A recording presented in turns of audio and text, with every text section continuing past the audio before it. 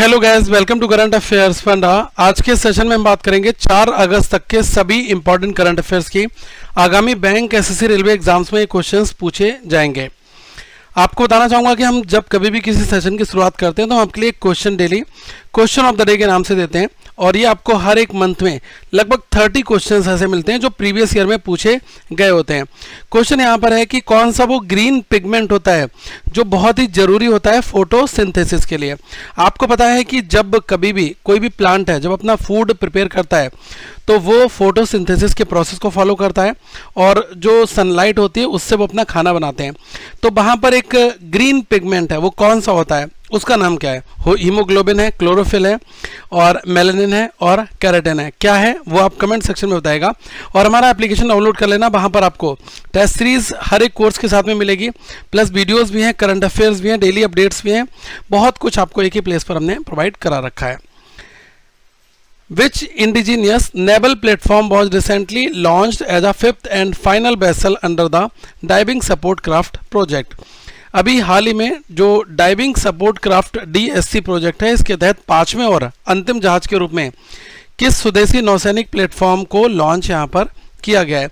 तो जो ministry of defence है, अभी इन्होंने DSC A24 को लॉन्च यहाँ पर किया है। इसके बारे में थोड़ी सी जानकारी ले लेते हैं। बेसिकली ये इंडियन नेवी के 5वें और आखिरी डाइविंग सपोर्ट क्राफ्ट जो है DSC के तौर पर है ये, और इसे कोलकाता की जो तीतागढ़ रेल सिस्टम्स लिमिटेड है उसने बनाया गया है। तो हम कह सकते हैं ये मेड इन कोलकाता है। दूसरी चीज़ क्या है, इसका मकसद है कि नेवी की जो अंडर वाटर ऑपरेशनल कैपेबिलिटीज़ हैं इनको और भी ज़्यादा यहाँ पर स्ट्रॉन्ग करना। तो अंडर वाटर इंस्पेक्शन करना, रिपेयर, ठीक है, salvage operations, diver support and the harbour maintenance, तो इन सब चीज़ों को वहाँ पर करना।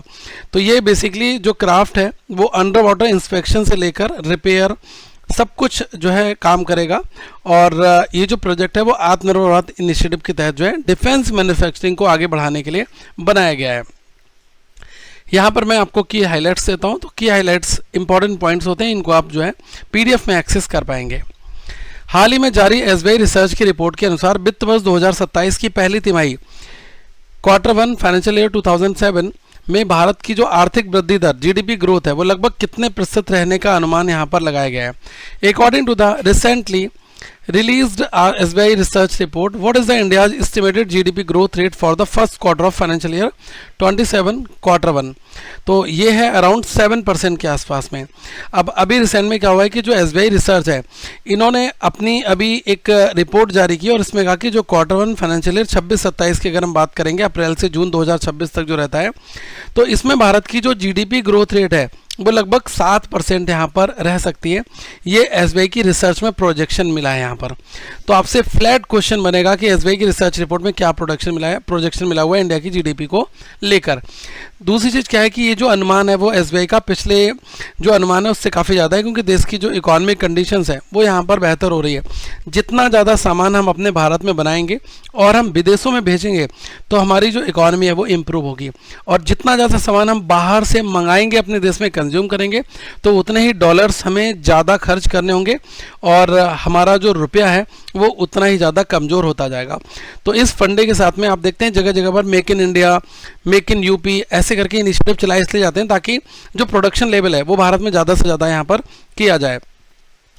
और अभी आपने देखा कि भारत में जो ऑटोमोबाइल सेक्टर है उसमें हमें बहुत अच्छा बूस्ट देखने को मिला। बहुत सारी जो इंडिजिनस भारत में बनी हुई गाड़ियाँ वो बाहर भी भेजी जा रही हैं, यूरोपियन कंट्रीज़ में जा रही हैं। तो इस वजह से जो ऑटोमोबाइल सेल्स में जो अच्छी तरीके से बिक्री हो रही है, तो ये जो है थोड़ा सा यहाँ पर एक बेहतर कंडीशन की ओर इंडिकेशन यहाँ पर दे रहा है। और इसके अलावा जो हमारा IIP है, जो इंडस्ट्रियल प्रोडक्शन है, उसमें बहुत मेजर इसी वजह से जो सुधार है वो यहाँ पर देखने को मिल रहा है। हाल ही में भारत सरकार द्वारा लोकसभा में प्रस्तुत बैंकर्स बुक्स एविडेंस बिल 2026 किस पुराने कानून का स्थान यहाँ पर लेने वाला है? Which old law bill will be replaced by the bankers books evidence bill 2026 recently introduce in Lok Sabha by the government of India? तो अभी क्या हुआ है कि सेंट्रल गवर्नमेंट ने लोकसभा में बैंकर्स बुक एविडेंस बिल जो है 2026 इसको पेश किया। अब ये जो कानून है वो बैंकर्स बुक्स एविडेंस एक्ट 1891 की जगह लेने वाला है। तो ये जो नया वाला है ये 2026 के नाम से जाना जाएगा और 1891 जो था उसकी जगह ये बेसिकली लेगा। ये जो नया कानून है वो अंग्रेजों के ज़माने के जो पुराने बैंकर्स बुक्स एविडेंस एक्ट 1891 है उसकी जगह ही लेगा। तो इस चीज़ को आप फैक्ट में पॉइंट कर लीजिएगा कि किस कानून को इसने रिप्लेस किया है। अब हुआ क्या है कि जो बैंकर्स बुक्स है इसकी जो डेफिनेशन है इसको बहुत ज़्यादा जो है ब्रॉडेंड डेफिनेशन यहाँ पर प्रस्तुत की गई है। तो जो डेफिनेशन है बैंकर्स बुक्स की उसको यहाँ पर इन्होंने physical, electronic, digital, virtual, cloud based and other technology enabled records, तो इन सब के साथ में जो है और भी ज़्यादा ब्रॉडेड डेफिनेशन यहाँ पर दी गई है। तो अब इसमें क्या होगा कि जो फिजिकली, इलेक्ट्रॉनिक्स, डिजिटल, वर्चुअल और क्लाउड बेस्ड रिकॉर्ड्स हैं इनको कंसिडर कर लिया गया है, मतलब कि जो डिजिटल एंड क्लाउड रिकॉर्ड्स हैं इनको इंक्लूड किया गया है। तो अब कोर्ट में अब इन सभी डिजिटल रिकॉर्ड्स को एविडेंस के तौर पर आसानी से स्वीकार किया जा सकता है। और इस बिल को जो union finance minister Nirmala Sitharaman इन्होंने पेश किया, तो ये चीज़ चर्चा में रही। जुलाई में यूपीआई लेन देन की कुल वॉल्यूम कितनी दर्ज की गई है, मैं आपको हर एक मंथ के आंकड़े बताता हूं। तो टोटल ट्रांजैक्शन वॉल्यूम जो रिकॉर्ड है वो है 23.66 बिलियन। अगर आप यूपीआई लेन देन की कुल वॉल्यूम देखोगे तो ये 23.66, ठीक है। तो भारत का जो यूपीआई है यूनिफाइड पेमेंट इंटरफेस, इसकी फुल फॉर्म होती है। तो इसने जो है जुलाई 2026 में अब तक की सबसे ज़्यादा जो मंथली ट्रांजैक्शंस है उनको रिकॉर्ड किया है। इस महीने यूपीआई ने कुल 23.66 बिलियन, कह लें हम इसको, लगभग 23 अरब ट्रांजैक्शन जो है वो प्रोसेस किए हैं। तो ये टोटल ट्रांजैक्शन काउंट है, ये अमाउंट नहीं है। अगर आप अमाउंट देखोगे, देखो जैसे हम एक दिन में 10 ट्रांजैक्शन करते हैं तो वैसे ही अगर हम बात करें तो 23.66 बिलियन ट्रांजैक्शंस आपके जुलाई में हुए हैं और ये जो वर्थ है वो है 29.88 लाख करोड़ के ट्रांजैक्शन जो है वो यहाँ पर प्रोसेस्ड हुए हैं। तो इनकी संख्या आपको पता होना चाहिए। और जो ये भारत का जो डिजिटल पब्लिक इंफ्रास्ट्रक्चर है इसको चलाने का काम करता है एनपीसीआई। एनपीसीआई की फुल फॉर्म होती है national payment corporation of India. तो ये आपको पता होना चाहिए, ठीक है, कि एनपीसीआई हमारा है क्या। एनपीसीआई पूरा का पूरा जो है यूपीआई को जो है लेकर आया और इसको रेगुलेट कर रहा है। और जो रेगुलेटरी ओवरसाइट है वो हमारा आरबीआई के ऊपर, क्योंकि जितना भी आपका मनी मार्केट है, मनी की जो भी मार्केट होगी उन सब का कस्टोडियन, उन सब का गॉडफादर आरबीआई ही होगा। और अगर कहीं पर आप शेयर मार्केट में खेल लो, कैपिटल मार्केट में खेल लो, तो वहाँ पर जो गॉडफादर की भूमिका है वो निभाता है सेबी। और ऐसे ही जो बीच में इंश्योरेंस सेक्टर नहीं होता, हेल्थ इंश्योरेंस, कार इंश्योरेंस, कोई भी इंश्योरेंस ले रहे हो आप, तो उन सब में जो गॉडफादर है वो है IRDAI, ठीक है, ये है आपका। और आपने देखा होगा कि जो रूरल जो स्कीम्स होती हैं, रूरल फंड्स होते हैं, उसके लिए जो है नाबार्ड है आपका, ठीक है। भारत 2030 राष्ट्रमंडल खेलों की मेजबानी किस शहर में करेगा, ये क्वेश्चन बहुत इंपॉर्टेंट है। अभी ग्लासगो के स्कॉटलैंड में तो 2026 के जो पूरे गेम्स हैं वो ख़त्म हुए और भारत जो है 2030 की मेज़बानी करने वाला है। और अहमदाबाद जो है प्रिपेयर्ड हो रहा है, 2030 तक बहुत सारे स्टेडियम्स होंगे और वहाँ पर ये सारे गेम्स आपके कराए जाएंगे। तो अभी भारत ने ग्लासगो में काफ़ी अच्छी परफॉर्मेंस दी और चौथा स्थान प्राप्त किया। इसमें 39 मेडल जीते, जिसमें 13 गोल्ड थे, 17 सिल्वर और 9 ब्रॉन्ज जो है वो इसमें शामिल थे। और इसमें भारत जो है 4th पोजीशन पर ओवरऑल अगर हम बात करें तो भारत जो है 4थी पोजीशन पर यहाँ पर रहता है, ठीक है। तो ये इसका आंकड़ा था और ये कहाँ पर हुए थे, ग्लासगो स्कॉटलैंड में। दूसरी चीज़ क्या है कि जो क्लोजिंग सेरेमनी है इसमें कॉमनवेल्थ का जो झंडा है वो भारत को सौंप दिया गया, क्योंकि ये अब भारत के पास में इसकी होस्टिंग आ गई है। 2030 के कॉमनवेल्थ गेम्स अहमदाबाद में भारत होस्ट करने वाला है, ठीक है। तो ये यहाँ पर इंपॉर्टेंट रहेगा। और इस बार भारत ने बॉक्सिंग में तो जलवा दिखा दिया, मतलब नंबर 1 कहेंगे पूरे कॉमनवेल्थ में, बॉक्सिंग में नंबर 1 भारत रहा। और इसने जो है 10 मेडल जीते, जिसमें से 7 गोल्ड और 3 सिल्वर मेडल्स यहाँ पर हैं। Para sports and weight lifting और ये सब भी थे। मैं एक सेपरेट वीडियो लेकर आऊँगा जिसमें आपको कॉमनवेल्थ के सब कुछ डिस्कस कर दूंगा, तो आप चैनल पर बने रहना और वहाँ पर ये वीडियो आपको बहुत जल्द देखने को मिल जाएगा। What is the primary objective of the MSME Development Amendment Bill 2026। मतलब कि एमएसएमई जो डेवलपमेंट बिल है 2026, इसका मुख्य ऑब्जेक्टिव क्या है? तो राज्यसभा ने जो एमएसएमई, जिसमें हम छोटे और मध्यम व्यापार जो होते हैं ना, उनको हम लोग कंसीडर करते हैं, तो इस सेक्टर को मजबूत करने के लिए एमएसएमई डेवलपमेंट अमेंडमेंट बिल जो है ये 2026 पास कर दिया है। और इस बिल का जो मेन ऑब्जेक्टिव है वो ये है कि address delayed payments to MSMEs. मतलब ये है कि इस बिल का मकसद यही रखा गया है कि जो मुख्य रूप से जो पेमेंट में होने वाली देरी है उसको यहाँ पर रोकना, एमएसएमई के पास पैसों की कमी नहीं होने देना। इस वजह से इस बिल को अभी राज्यसभा में पेश किया गया और ये है micro small and medium enterprise development amendment bill 2026। दूसरी चीज़ क्या है कि इस बिल का एम ये कि जो डिलेड पेमेंट्स हैं इनको जो है रोकना ना रोक पाएँ और इसमें देरी ना हो, इसलिए इसके ऊपर ज़्यादा अच्छे से काम करना और जो कैश फ्लो है एमएसएमईज के लिए इसको और भी ज़्यादा इम्प्रूव करना ताकि यहाँ पर देरी ना हो। क्यों ये गाड़ी रुकनी नहीं चाहिए, तो इसी वजह से जो है जो भी विवाद हो इनको सुलझाने का तरीका बहुत आसान बनाना अब ये सब है। तो अब जब गवर्नमेंट कंपनीज़ हैं, तो जो सरकारी कंपनियां हैं, जो सीपीएसईज हैं, सीपीएसई का मतलब सेंट्रल पब्लिक सेक्टर एंटरप्राइजेज हैं, तो उनके लिए ज़रूरी हो गया है कि वे एमएसएमई के बिलों का पेमेंट जो होता है वो एक TREDS ये प्लेटफॉर्म है जिसको बोलते हैं ट्रेड रिसीवेबल डिस्काउंट सिस्टम, इसके थ्रू जो है ये बिल्कुल करेंगी और ये मैंडेटरी पेमेंट बेसिकली रहेगा। तो इसके ऊपर जो है गवर्नमेंट ने अपनी नकेल कसी है और अगर मीडिएशन से बात नहीं बनती तो 30 दिन के अंदर मामला जो है आर्बिट्रेशन में ले जाना होगा और इसका अंतिम फैसला जो है वो 90 दिनों के भीतर हो जाएगा। तो किसी तरीके के डिस्प्यूट को जो फास्ट ट्रैक करने के लिए गवर्नमेंट ने यहाँ पर बड़ा कदम उठाया है। In which city the BRICS Babe Bazaar being organized by the National Film Development Corporation NFDC।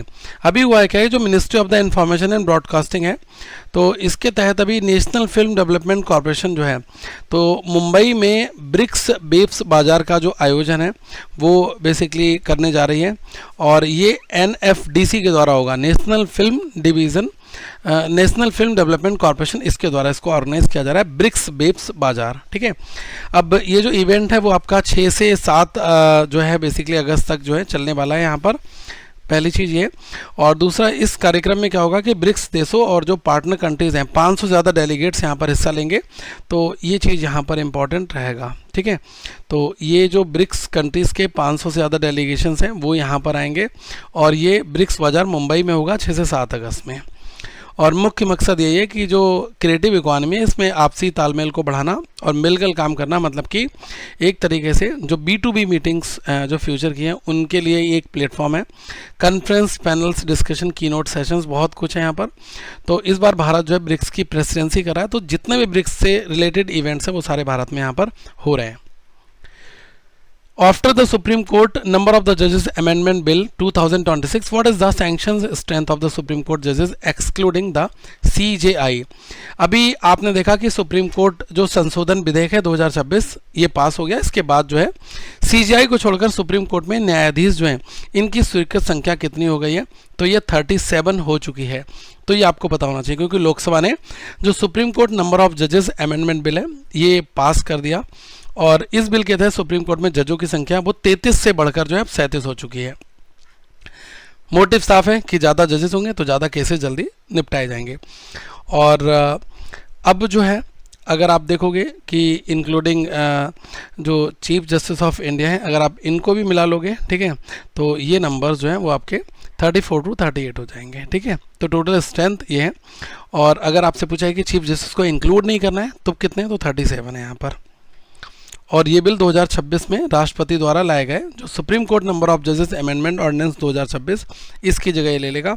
तो ये जो है इम्पॉर्टेंट है यहाँ पर और इसका मकसद ये कि जो अदालत में बैकलॉग केसेस है ना उनको जल्दी निपटाना।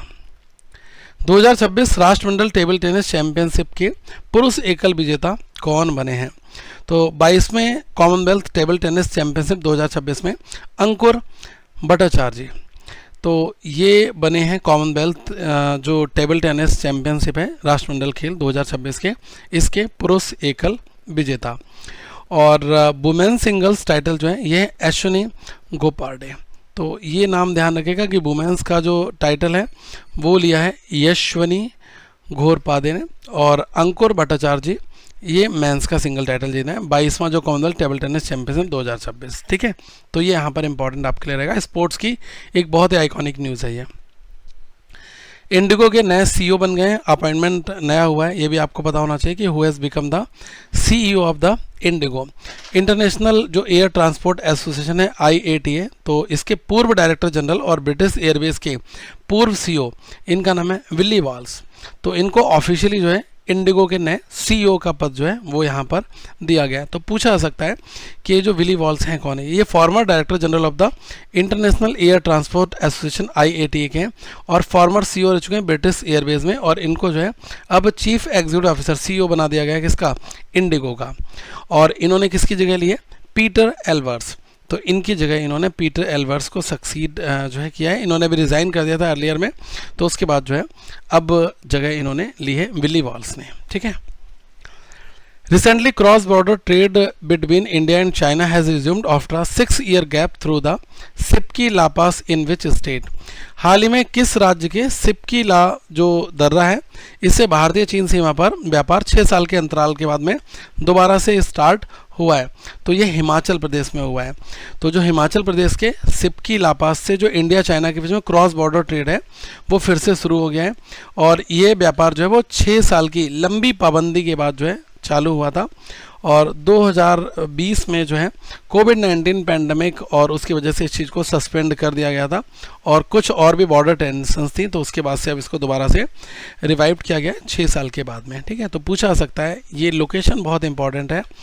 और पहले जो जत्थे में 16 ट्रेडर्स इनको जो है भारतीय व्यापारियों के जो पहले जत्थे थे, इसको हरी झंडी दिखाकर रवाना किया गया। और ये व्यापार जो है पैसे की जगह सामान के लेन देन, यानी जो बार्टर सिस्टम होता है उसके थ्रू होता है। तो बार्टर सिस्टम आपको पता होगा क्या होता है। जैसे कि आपकी एक फैक्ट्री है जिसमें आप बिस्किट्स बनाते हैं, और मेरी फैक्ट्री है जिसमें मैं टॉफ़ी बनाता हूँ। तो मैं आपको बिस्किट दूंगा और आप मुझे टॉफ़ी दोगे। तो ये जो सिस्टम होता है इसमें सामान का लेन देन होता है, इसी को बोलते हैं हम लोग बार्टर सिस्टम, ठीक है। तो ये बार्टर सिस्टम का एक बहुत अच्छा एग्जाम्पल भी है। GI एंड बियॉन्ड 2.0 समिट का आयोजन किस मंत्रालय द्वारा किया जा रहा है? Which ministry is organising the GI and beyond 2.0 summit? तो ये basically ministry of the textiles है, उसके द्वारा इसको किया जा रहा है। दूसरी चीज़ क्या है कि इस समिट का जो मुख्य मकसद है वो ये है कि भारत के जो जियोग्राफिकल इंडिकेशन, जिसको हम लोग बोलते हैं GI टैग्ड, तो GI टैग जो हैंडलूम है और हैंडक्राफ्ट है, इनके प्रोडक्शन को काफ़ी ज़्यादा बढ़ावा देना, और जो GI प्रोडक्ट्स हैं इनको प्रमोट यहाँ पर करना, ठीक है। तो ये चीज़ यहाँ पर इम्पॉर्टेंट रहेगा। जैसे कि सिल्क में बनारसी साड़ी, वो अगर किसी एक पार्टिकुलर स्पेस में बनाई जा रही है एक प्लेस पर, तो उस स्थान को GI टैग दे दिया था, ताकि उसकी जो ये हेरिटेज है ये तमाम सालों तक जो है वो जिंदा रहे, और विदेशों में भी इन सब चीज़ों को प्रमोट किया जाए। कोई इसकी रेप्लिका डुप्लीकेट बनाकर इस ब्रांड को डाइल्यूट ना कर पाए, उस प्लेस की गरिमा को जो है ठेस ना पहुंचा पाए, इसलिए जो है पार्टिकुलर उसको वहाँ पर जो है फॉरेन में एक इंडिकेशन दिया जाता है, ठीक है। तो यही होता है हमारा geographical indication. Recently the union minister Shivraj Singh Chouhan reviewed the infrastructure projects worth over how much amount to boost the development in West Bengal? अभी हाल ही में जो केंद्रीय मंत्री शिवराज सिंह चौहान है, इन्होंने पश्चिम बंगाल के बुनियादी ढांचे को बढ़ावा देने के लिए कितने रुपए से अधिक के जो परियोजनाएं हैं इनकी जो है समीक्षा यहाँ पर की है। तो ये अमाउंट इम्पॉर्टेंट यहाँ पर रहेगा, यह है 82,000 करोड़ का। तो हुआ क्या है, रिसेंट में भी जो यूनियन मिनिस्टर है हमारे यहाँ के शिवराज सिंह चौहान जी, तो इन्होंने कोलकाता के एक हाई लेवल रिव्यू मीटिंग के बाद में जो है वेस्ट बंगाल के लिए एक बड़े डेवलपमेंट पैकेज का ऐलान किया है। और ये जो डेवलपमेंट पैकेज होगा वो वेस्ट बंगाल के लिए बेसिकली है। तो इस पैकेज में क्या होगा कि 19th जो बड़े प्रोजेक्ट्स हैं इसके लिए 82,000 करोड़ का जो इंफ्रास्ट्रक्चर पुश है वो यहाँ पर दिया जा रहा है। और बात की जाए जो डेवलपमेंट पैकेज की जो रूरल के लिए है वो है 8,500 करोड़ का। दूसरी चीज़ क्या है कि इस इंफ्रास्ट्रक्चर प्रोजेक्ट्स में जो रोड्स हैं, हाईवेज़ हैं, रेलवे, मेट्रोज, पेट्रोलियम, कोल और लेबर सेक्टर जो है ये सब कुछ शामिल है। इसमें जो आपका जो लैंड एक्विजिशन है, ये चीज़ें फॉरेस्ट जो क्लियरेंसेस हैं और यूटिलिटी शिफ्टिंग है, तो इन सब चीज़ों को फिक्स करने पर यहाँ पर जोर दिया जा रहा है। तो ये question examination point of view से काफ़ी इंपॉर्टेंट है। और अभी आपने देखा होगा कि जो रूरल पैकेज जिसमें बीबीजी रामजी फ्रेमवर्क है, इसके लिए 1 लाख जो रूरल हाउसेस हैं इनके लिए जो है अभी अनाउंस ये हुआ था, और इसमें 295 करोड़ जो है सेल्फ हेल्प ग्रुप्स होते हैं इनके लिए हैं। तो आपको पता होगा कि सेल्फ हेल्प ग्रुप होता क्या है। आपने देखा होगा कि रूरल सेक्टर में कुछ जो गांव की महिलाएं होती हैं वो किसी पार्टिकुलर बिजनेस को जब वो ओपन करती हैं तो गवर्नमेंट कहता है कि आप ऐसा काम करिए क्योंकि इससे गांव का विकास होता है। अगर आप गांव में 6-7 लोग मिलकर किसी प्रोडक्ट को बना रहे हैं तो गवर्नमेंट उनको फंडेड भी करता है।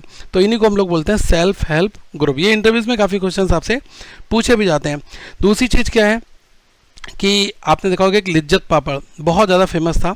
तो लिज्जत पापड़ जो है वो सेल्फ हेल्प ग्रुप SHG का ही एक प्रोडक्ट है। ये हमारे पीडीएफ्स में आपको जो की हाइलाइट्स हैं ये भी आपको वहाँ पर प्रोवाइड करा दिए जाते हैं। तो पीडीएफ को जब आप एक्सेस करोगे उसमें आपको ये सारा डेटा मिलेगा। Recently the central government increase the special additional excise duty on diesel export to how much per litre. अभी क्या हुआ है कि जो हमारी सेंट्रल गवर्नमेंट है इन्होंने डीजल के निर्यात पर जो विशेष अतिरिक्त उत्पाद शुल्क होता है जिसको हम लोग बोलते हैं एक एडिशनल एक्साइज ड्यूटी, तो इसको कितना इन्होंने यहाँ पर बढ़ा दिया है। तो अभी ये 15.50 पर लीटर ये इंक्रीज़ हुआ है। बेसिकली हुआ क्या है कि जो सेंट्रल गवर्नमेंट है इन्होंने अपने जो रिसेंटली जो फोर्टनाइटली रिव्यू है तो इसमें ये पाया कि जो पेट्रोलियम प्रोडक्ट्स हैं इसके एक्सपोर्ट पर लगने वाले जो स्पेशल एडिशनल एक्साइज ड्यूटी होते हैं तो इसमें भी चेंज करना चाहिए। तो अभी इन्होंने चेंज कर दिया है। तो अब क्या होगा, 2 मेजर चेंजेस हैं। एक आपका क्या है कि जो डीजल एक्सपोर्ट ड्यूटी है वो आपकी 8.5 से बढ़कर 15.50 पर लीटर हो गई है, और जो ATF है जेट फ्यूल, तो जेट फ्यूल की जो एक्सपोर्ट ड्यूटी है वो 14.50 से बढ़कर 22 रुपीज़ पर लीटर हो गई है। तो इसका सीधा सा जो मायने हैं वो क्या हो जाएंगे, ये बेसिकली होगा क्या कि अब आने वाले समय में आपको देखने को मिलेगा कि जो हमारे जो फ्यूल प्राइसेस हैं उसमें भी एक बढ़िया एक्सेलेरेशन आपको देखने को मिलेगा। तो चाहे वो एक फ़्लाइट हो उसके किराए में भी फेरबदल होगा, या फिर नॉर्मल जो लॉजिस्टिक जो मूवमेंट है उसमें भी हमें चेंजेस यहाँ पर देखने को मिलेंगे। तो ये जो डीजल एक्सपोर्ट ड्यूटी है ATF जो हमारे एयरक्राफ्ट होते हैं उसमें फ्यूल डाला जाता है तो उसमें भी एक्सपोर्ट ड्यूटी इन्होंने यहाँ पर बढ़ाई है, पेट्रोल पर भी है। There is no change in the excise duty in the petrol and diesel mean for the domestic consumption. अच्छा, डोमेस्टिक कंजम्पशंस के लिए इन्होंने एज सच कोई भी जो एक्साइज ड्यूटी है उसमें यहाँ पर इन्होंने फेरबदल नहीं किया है। तो मेजर चीज़ें जो है वो आने वाले कुछ समय के बाद पता लगेगी, क्योंकि वेस्ट एशिया क्राइसिस है और अभी ये रिजॉल्व होने का नाम नहीं ले रहा है। क्योंकि रिसेंट में आपने देखा होगा कि लगातार अभी एक समझौता भी हुआ था ईरान और अमेरिका के बीच में, बट उसके बाद भी कोई फ्रूटफुल रिजल्ट नहीं निकला और स्टिल वो दोनों देश अभी भी एक वॉर वाली सिचुएशन पर चल रहे हैं। तो मुझे लग रहा है कि जो वेस्ट एशिया क्राइसिस है ये लंबा चलने वाला है, एंड जो बाकी आगे चीज़ें होंगी वो एक अलग फॉर्मेट में आपको देखने को मिलेंगी। बट स्टिल जो चेंजेस होते हैं वो अगर ग्लोबल क्रूड ऑयल में होते हैं तो उसका जो मेन इम्पैक्ट है वो लोगों के ऊपर तो यहाँ पर पड़ता ही है। तो अभी सेंट्रल गवर्नमेंट ने जो स्पेशल एडिशनल एक्साइज ड्यूटी था इसको इन्होंने अभी यहाँ पर रिवाइज किया हुआ है। To what percentage did the Bank of Korea raise the benchmark interest rate during its monetary policy meeting? अभी रिसेंट में क्या हुआ है कि जो साउथ कोरिया के सेंट्रल बैंक जिसको हम लोग बोलते हैं बैंक ऑफ कोरिया, तो BOK ने अपना जो बेंचमार्क पॉलिसी इंटरेस्ट रेट होता है इसको इन्होंने 0.25% इंक्रीज़ करके जो है 2.75% कर दिया है। आप एक चीज़ का ध्यान रखिएगा कि अब अगर कभी भी बैंकिंग में कोई भी रेट सब चेंज होते हैं तो वो बेसिस पॉइंट्स में चेंज होते हैं। हम जो बेंचमार्क लेकर चलते हैं वो होता है 100 BPS का, ये होता है बेसिस पॉइंट्स। तो जब 100 बेसिस पॉइंट्स अगर आपके कभी चेंज होंगे तो आप मान कर चलो कि ये 1% के बराबर होता है।